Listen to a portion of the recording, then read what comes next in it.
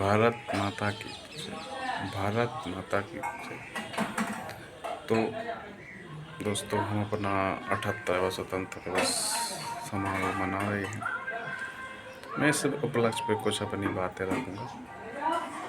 हो सकता है वो आपको उचित लगे, हो सकता है वो आपको गलत लगे, क्योंकि बात विचारधारा की। विचार कभी गलत नहीं होते, बस सुनने वाला, समझने वाला, उस पर विचार करने वाला अपनी विचारधारा के अनुसार उसे अच्छा या बुरा समझ लेता है।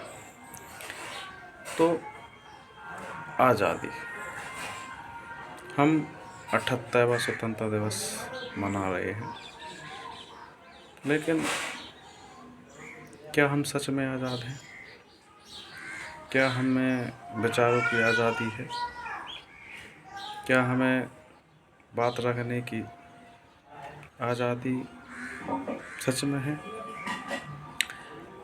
इन मुद्दों पर बात हम बहुत लंबी कर सकते हैं, लेकिन कुछ गिने चुने उदाहरण हैं समाज में देखने को मिल जाएंगे आपको। क्या आप अपने विचार सार्वजनिक स्थानों पर रखने में सक्षम हैं? क्या आप मुख्य धारा में आने के लिए उतनी शिक्षा को ग्रहण करने की अपनी मानसिक क्षमता रखते हैं? क्या आप नेता, मंत्री, विधायक, सीएम, यहाँ तक कि पार्षद, यहाँ तक कि आपके वार्ड का मेंबर या फिर आपके नगर का अध्यक्ष के सामने आप अपनी बात रख सकते हैं? तो दोस्तों, आज़ादी का मतलब केवल एक विशेष स्थान पर रह कर खान पान रख के जिंदगी जीना नहीं। आज़ादी का मतलब मेरे लिहाज में या मेरे शब्दों में बस इतना है कि हमारे विचार भी आज़ाद होना चाहिए। जैसे,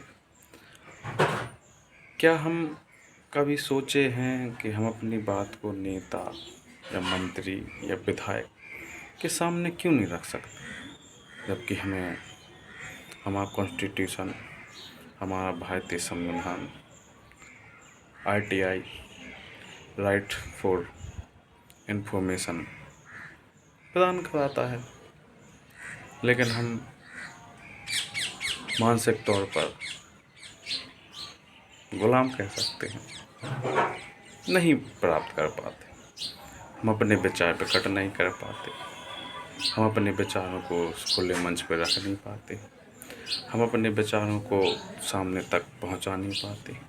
हम डर जाते हैं, सहज जाते हैं, सिस्टम से नहीं लड़ पाते हैं, तो सिस्टम के अंदर आ जाते हैं। मैं बस इस आज़ादी के महोत्सव पर इन्हीं बातों को ध्यान में रख के आपके समक्ष कुछ बातें रखी। आपने कभी देश हित या देश के बारे में सोच के कभी मतदान किया है दोस्तों? अगर आप सीने पे हाथ रखेंगे और सोचेंगे तो आपको जवाब ना में मिलेगा, क्योंकि हमें कभी जाति के नाम पर, कभी धर्म के नाम पर, कभी लिंग के नाम पर, तो कभी आर्थिक तौर पर मजबूर करके मानसिक रूप से गुलाम बना के वोट हासिल कर लिया जाता है, और हम सोचते हैं हम क्या हैं, आज़ाद। तो क्या ये आज़ादी है? इस पर विचार करें, और अगर मेरी बातें आपको गलत लगी हों तो कमेंट बॉक्स में बताएं, अगर उचित लगी हों तो कमेंट बॉक्स में बताएं। धन्यवाद। जय हिंद, जय भारत। आप सभी को 78वें स्वतंत्रता दिवस की हार्दिक शुभकामनाएं।